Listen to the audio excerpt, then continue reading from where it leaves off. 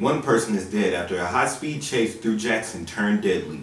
The Clinton Police Department chased one suspect who was allegedly caught with misdemeanor shoplifting. 34-year-old Lonnie Blue was the innocent bystander who died after Donnell Williams Johnson crashed into his car. Tougaloo Eagle Eye News spoke with Jackson Police Chief Lee Vance about police chases entering Jackson. I believe that they present an unnecessary risk to people who are simply innocent victims. Well, last night we got a graphic example of that. Welcome, I am Burrell. We find it important to bring you the breaking news as it's happening. Now, back to the regular newscast. Eagle Eye News starts now. From Tougaloo College, this is Channel 19, Eagle Eye News. Two HBCUs in Jackson were hit with vandalism over the span of 2 weeks. Kiera Bronson investigates this story. A fraternity was surprised with disturbing messages on their plot on the campus of Jackson State. I had the final say so. These messages went viral across the internet. It's something that pretty much a lot of us don't agree with. At the same time, we should understand that's how life works. So for us, there's no excuses. The members don't have a clue of who vandalized their plot. It's very disrespectful.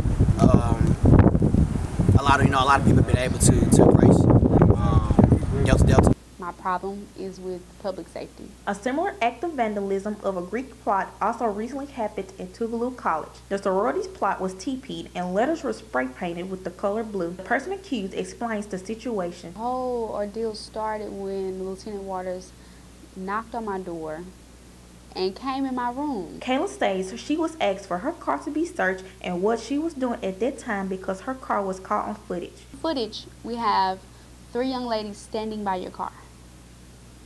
I said, okay, so you calling me in here because somebody was standing by my car in a parking lot. She didn't appreciate the way her sorority was being slandered. The release of false information. I have a problem with it. Haile empathized with both organizations of the vandalism. I was probably someone who had to have enough hate inside of them to vandalize their stuff like that. Kiera Bronson reported for Tougaloo Eagle Eye News. Heavy rainfall has caused heavy flooding in certain areas of Mississippi. Homes and streets were flooded in Canton. Officials have estimated the rain total to amount similar to Hurricane Isaac in 2012. At least 13 counties are believed to have been affected by flooding. The Adjutant General of Mississippi deployed 80 soldiers to the Gulf Coast of Mississippi.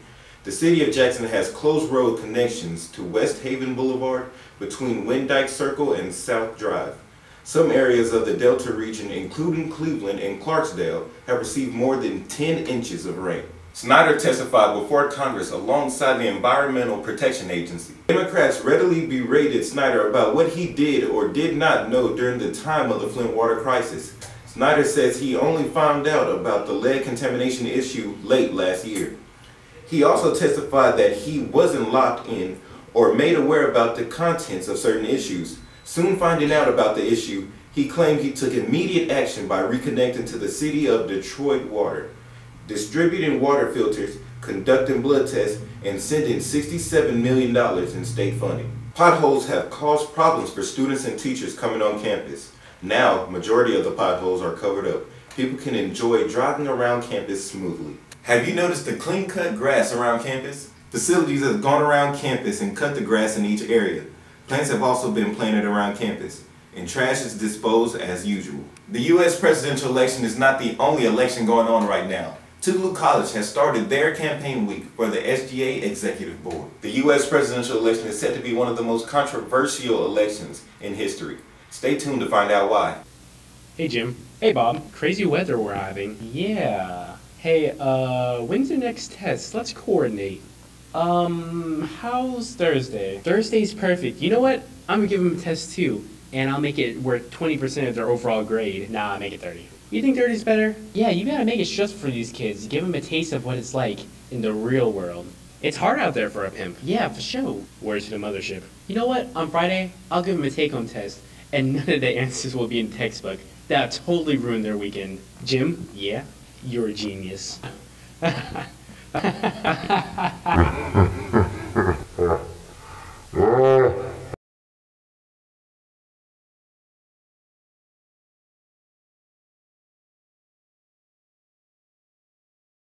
Not sure who you're voting for?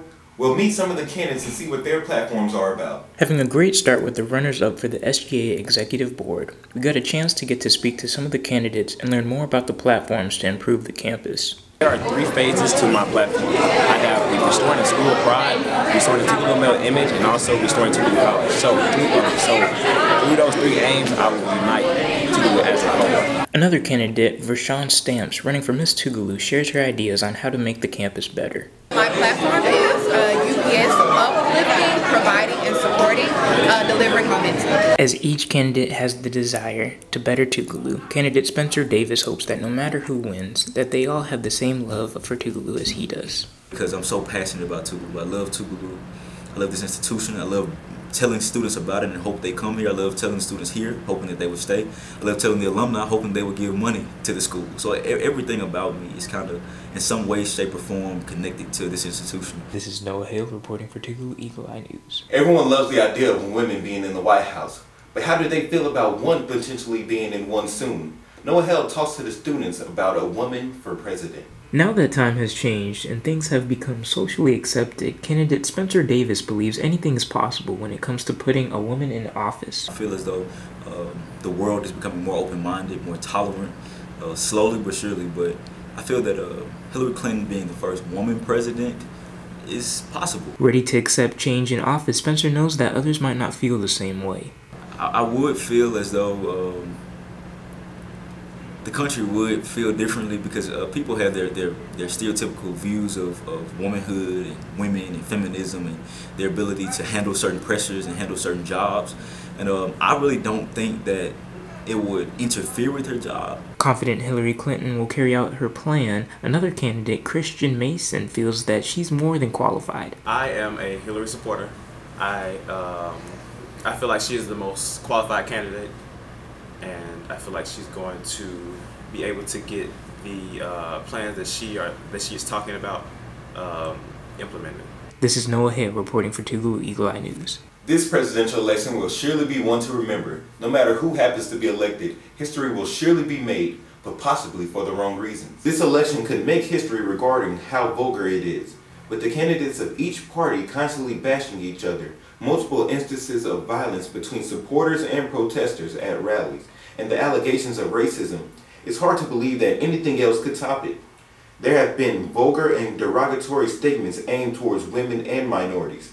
It has gotten to the point where officials from other countries had to chime in. Some say it is sad to see this from the world's melting pot. Coming up next, find out who is this year's commencement speaker. The baseball team started the season off with losses. Let's see if they gained momentum and got the ball rolling with some wins. Don't forget to follow us and comment on our stories on Instagram at Tougaloo Eagle Eye News and YouTube at Tougaloo News. What are you doing? I'm a 3-time All-American and I play boxing 3 years. So I think I'm gonna have to teach you something on this court. You don't have to teach me anything, honey. I got this. I think I'm gonna teach you a lot today, man. Ready? First one, 3 wins. Whatever. All right, check.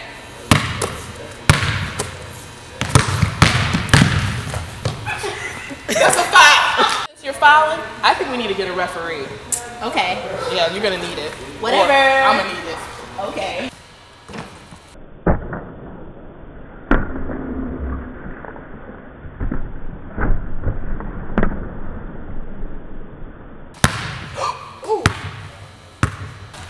I know CPR. Wait, no, I'm gonna call 911 right now. No, I don't have health insurance. Graduation is upon us and many seniors are wondering who is their commencement speaker. Well, the guest speaker is finally revealed. Kiera Bronson has their name. 2016 commencement speaker for this year will be none other than Andrew Lack. You heard it. Andrew Lack, chairman of NBC, was chosen to speak at Tougaloo College's commencement ceremony. When we try and find our commencement speakers, we try and find someone who is going to be inspirational to our graduates, who's going to deliver a message. The graduation committee wanted to do something different for this year's speaker. We wanted to highlight someone behind the camera who makes everything work. Lack's son-in-law visited Tougaloo College during homecoming week. We allowed him to engage our students. We didn't want this to come across as something that was scripted. So we allowed him, free range on campus to speak to whoever he wanted to speak to. Little hopes the graduating seniors take away something from LAC. A lot of times we put a lot of emphasis on those who are constantly in the limelight, but we want them to know that, you know, there are a lot of people behind the scenes that make a lot of things work. Kiera Bronson reporting for Tougaloo Eagle Eye News. Put on your costumes and grab a fork. It's time to celebrate International Day for Humanities Week. Kiera Otto has this story. Eagle Eye News crossed the border today as Tougaloo College held their annual Humanities Day Festival. Foreign language departments got together to give students an insight around other countries. What we tried to do this week is to show not only how the humanities are an integral part of the liberal arts experience, but how the liberal arts are really infused across all the disciplines with a hub in the division of humanities. It's a fiesta. Spanish students are shaking a tail feather as they dance to music and put on a show. Want to know what's next? Well, open your fortune cookie and find out.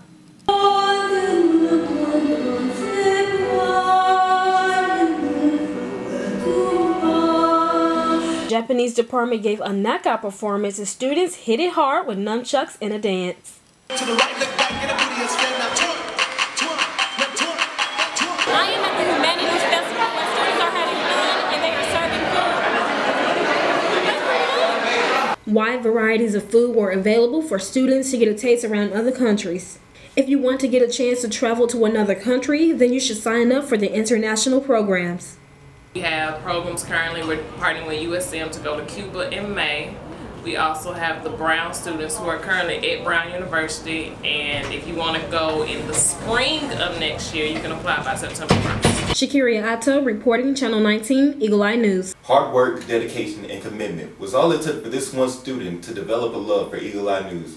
We got a chance to speak with her to find out why she loves her department. Determined to strive in academics, one of the many things that has driven this young student to overachieve is her love for Eagle Eye. I love Eagle Eye because when I first began college, I already knew what I wanted to major in, so it was easier for me to connect with people that share the same dreams that I have. Proud of the decision she's made, she feels Eagle Eye has helped her in numerous ways. Eagle Eye helped me in various ways. My peers helped me. If there's anything I need help with, I know I can always ask my professor or my peer, to get the job done. Though a small department, Ms. Otto feels that there's nothing that can stop her and her love for Eagle Eye. People know that we're a very small department here at Tougaloo, and many people think that because we're a small department, we're not able to get things done, which is not true. We get a lot of things done here. We help other people advertise what they need to advertise. Like if you have a social club, we can take pictures, we can do promo videos, we can do it all pretty much. A look inside Tougaloo's baseball team is up next. Hey Jim. Hey Bob. Crazy weather we're having. Yeah. Hey, when's your next test? Let's coordinate. How's Thursday? Thursday's perfect. You know what? I'm gonna give them a test too, and I'll make it worth 20% of their overall grade. Nah, I'll make it 30. You think 30's better? Yeah, you gotta make it just for these kids. Give them a taste of what it's like in the real world. It's hard out there for a pimp. Yeah, for sure. Word to the mothership. You know what? On Friday, I'll give them a take-home test, and none of the answers will be in the textbook. That'll totally ruin their weekend. Jim, yeah? You're a genius.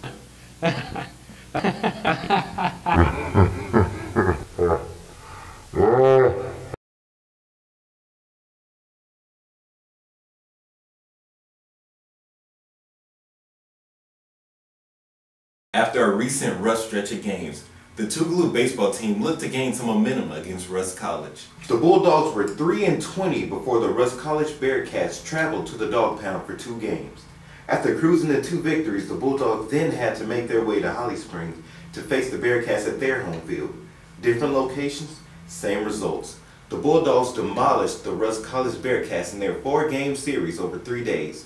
They hope this winning streak can continue as they face Stillman College. That's it for today's edition of Tougaloo Eagle Eye News. Don't forget to follow us and comment on our stories on Instagram at Tougaloo Eagle Eye News and on YouTube at Tougaloo News. See you next time.